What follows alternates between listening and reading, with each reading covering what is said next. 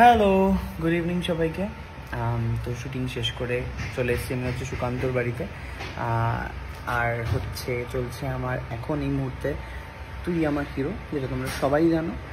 যারা জানো না তারা প্লিজ দেখো সন্ধ্যে 6টার সময় জি বাংলায়। তার কারণ আমরা প্রচুর কষ্ট করছি এই গরমের মধ্যে, প্রত্যেকটা মানুষের, টেকনিশিয়ান থেকে শুরু করে ইচ অ্যান্ড এভরিওয়ান।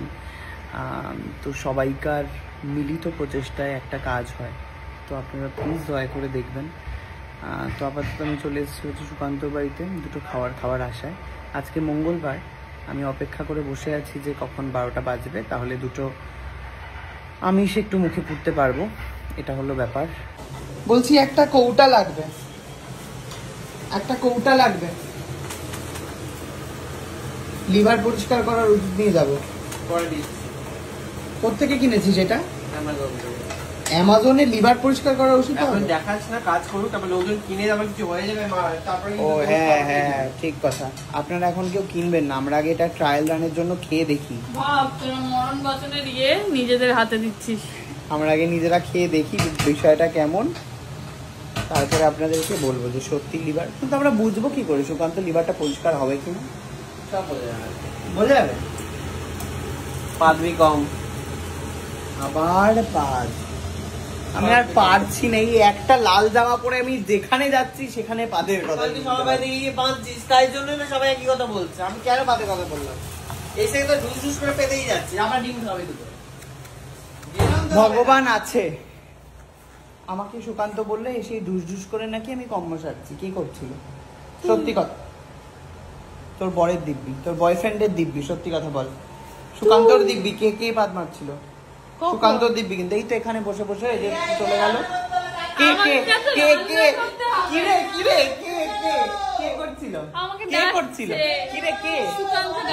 কে করছিল বলে যা আগে।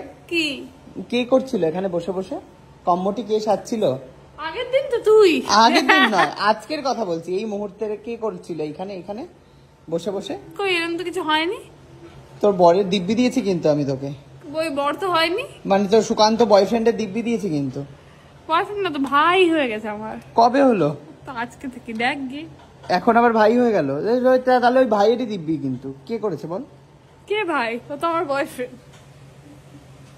কিরকম হতে পারে মানুষে, কিরকম হতে পারে? কিন্তু বললি না কিন্তু। তুই করছিলি তো বললামই আবার। সবাই জানে রে কে গেছে, গেলে কার পাতার কথা। আমার আর কিছু বলার নেই। কে কিনে এনেছে লিভারে ডিটক্স বুঝুন আপনারা। যাই হোক, বাইরে প্রচন্ড হাওয়া চলছে,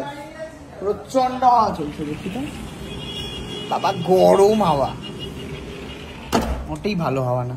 আর একটা যেটা কথা আমি বলতেই চাই, অবশ্যই ফেসবুকে একটা ভিডিও না অনেকক্ষণ ধরে আমি দেখছি, একই ভিডিও বারবার চলে আসছে। আমি কিছুতেই ভিডিওতে একটা ট্যাপ করছিলাম না। এবারে যখন ট্যাপ করলাম তো তখন আমি জাস্ট অবাক হয়ে গেলাম। মানে এরকমও হয় এখন? মানে যারা ঘুরতে গেছে তাদেরকে জাস্ট চোখের সামনে, সবাইকার সামনে মেরে দিল। কি অদ্ভুত পরিস্থিতি, কি অদ্ভুত সিচুয়েশনের মধ্যে দিয়ে আমরা যাচ্ছি। কোথাও থাকা সেফ নয়। এই জন্য আমার ঘুরতে যেতে খুব ভয় লাগে। যাই হোক, এটা হলো ব্যাপার। প্রচুর মানুষ চাকরির জন্য বসে রয়েছেন, তাদের হারানো চাকরি ফিরে পেতে এই গরমের মধ্যে। মানে অদ্ভুত সিচুয়েশন, একটা অদ্ভুত সময়ে যাচ্ছে, যেখানে প্রচুর মানুষের কাজ নেই, প্রচুর মানুষের। যাই হোক, এইসবের মধ্যেই আমাদেরকে এগিয়ে যেতে হবে।